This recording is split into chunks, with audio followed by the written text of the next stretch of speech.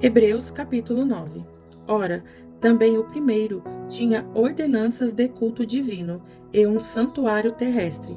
porque um tabernáculo estava preparado, o primeiro em que havia o candeeiro e a mesa e os pães da proposição,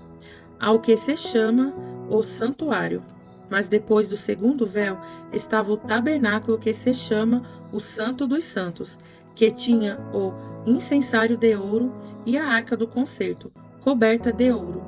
toda em redor, em que estava um vaso de ouro que continha o maná, e a vara de Arão, que tinha florescido, e as tábuas do concerto.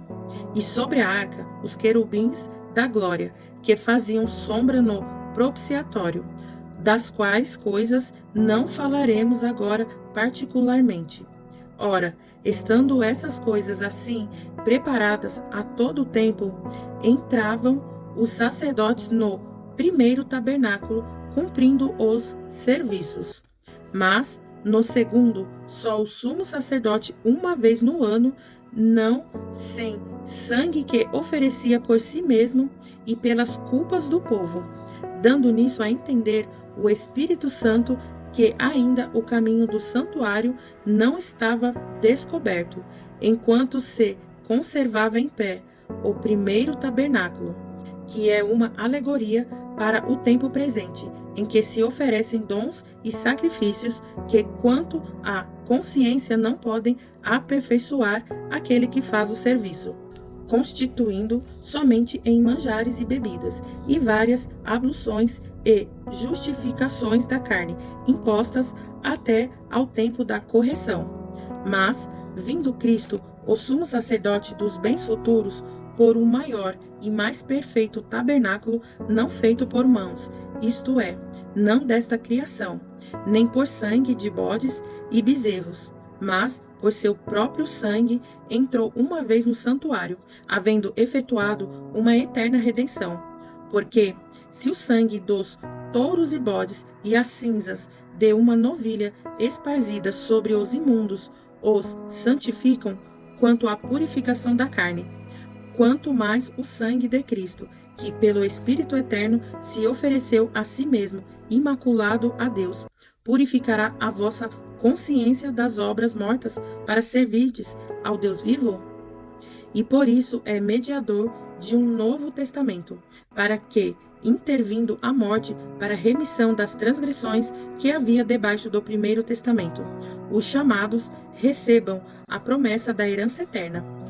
Porque onde há testamento, necessário é que intervenha a morte do testador, porque um testamento tem força onde houve morte, ou terá ele algum valor enquanto o testador vive? Pelo que também o primeiro não foi consagrado sem sangue, porque, havendo Moisés anunciado a todo o povo todos os mandamentos segundo a lei, tomou o sangue dos bezerros e dos bodes com água, lã, púrpura e isopor, e aspergiu tanto o mesmo livro como todo o povo, dizendo: Este é o sangue do testamento que Deus vos tem mandado. E semelhantemente aspergiu com sangue o tabernáculo e todos os vasos do ministério. E quase todas as coisas, segundo a lei, se purificam com sangue, e sem derramamento de sangue não há remissão. De sorte que era bem necessário que as figuras das coisas que estão no céu assim se purificassem, mas as próprias coisas celestiais com sacrifícios melhores do que estes.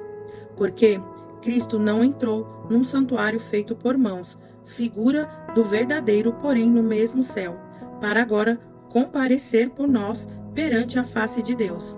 Nem também para a si mesmo se oferecer muitas vezes como sumo sacerdote, cada ano entra no santuário com sangue alheio. Doutra maneira, necessário lhe fora padecer muitas vezes, desde a fundação do mundo, mas agora, na consumação dos séculos, uma vez se manifestou para aniquilar o pecado pelo sacrifício de si mesmo. E como aos homens está ordenado morrerem uma vez, vindo depois disso o juízo, assim também Cristo, oferecendo-se uma vez para tirar os pecados de muitos, aparecerá segunda vez sem pecado aos que o esperam para a salvação.